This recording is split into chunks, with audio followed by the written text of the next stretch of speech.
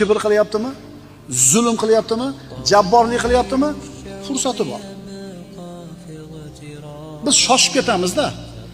Hech narsa bo'lmayapti, shuncha zulm qilsa ham, shuncha qarish tegsa ham hech narsa bo'lmayapti-yu. Biz shoshib ketamiz, birodarlar. O'sha zolimni peshonasiga yozilgan umri bor. O'sha muddatda yashamaguncha u o'lmaydi. Siz shoshiltirasizmi, shoshiltirmaysizmi, tamom, bu taqdir.